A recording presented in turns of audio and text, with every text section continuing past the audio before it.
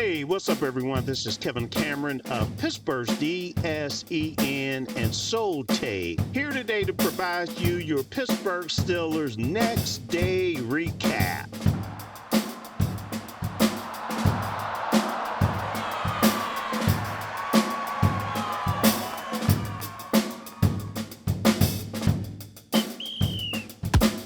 Big win for our Pittsburgh Steelers, 34-12. Over the Cincinnati Bengals. It was a much-needed win for the Steelers to take the team to 6-4 to maintain the one-game lead over the Baltimore Ravens. Now, this was a complete win by the Steelers. Special teams, offense, defense. Coach, as a follow-up to the safeties, Kyle Duggar, can you talk about his effect on the defense? The interception that he made could be the changing point of the game. You know, he's a veteran player, man. That's been there, done that guy. That's why we covered him at the trade deadline. He's been an asset to us, certainly, and increasingly so. I'm excited about moving forward with him as he continues to get solid in assignments, communication, and understanding.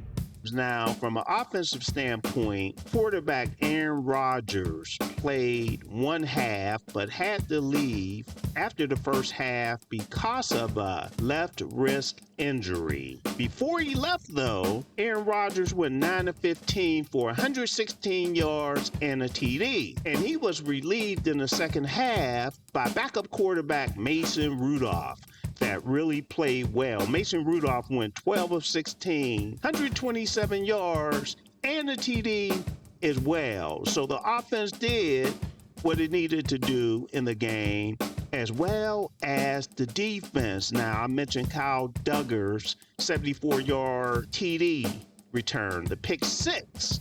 But there also was a fumble recovery return for a TD as well by James Pierre that we talked to in the locker room. You know, just our culture here, takeaways, just running to the ball. One of my guys made a great tackle, great script, and the ball was right there. So, you know, thanks to Brandon Eccles, you know. We spoke to both James Pierre as well as Kyle Duggar about limiting the Bengals' offense. Just continue to tighten up the loose ends, the areas that we could be better. There's a lot of room for improvement. So continue to do that and build because we know how good we could be. Each individual man be themselves and play with that passion, that love of football, which everybody on that defense loves football. They love ball. And so just be yourself, play free. The Bengals offense came in hot. Joe Flacco actually averaged 313.5 yards per game, 11 TDs, and 2 interceptions. Now, for the game, though, the Steelers had a good game plan to minimize those offensive weapons of Jamar Chase Higgins, and the rest of the crew. So Joe Flacco only was able to go 23 of 40 for 199 yards for 1 TD and 1 interception. We also had an opportunity to talk to Jaylen Warren. Jaylen Warren was actually injured during the game, but was able to come back for a play.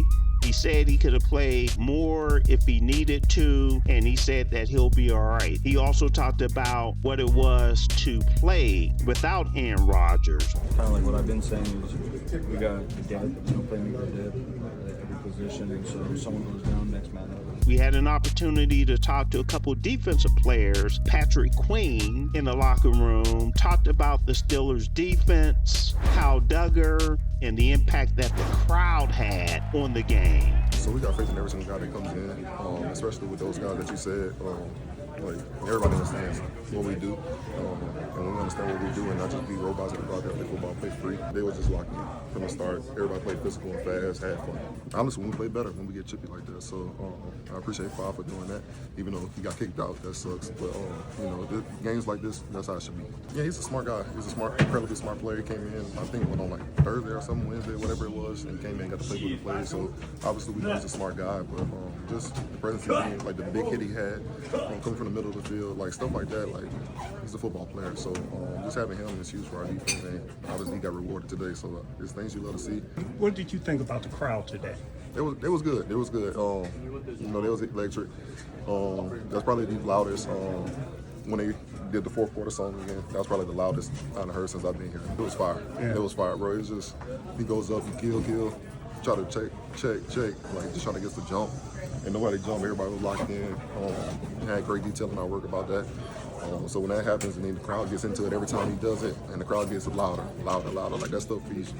Cam Hayward, when we spoke to him, he also talked about the Steelers defense and how the Steelers defense played and got it done this time around against Cincinnati. We're not going to get every call.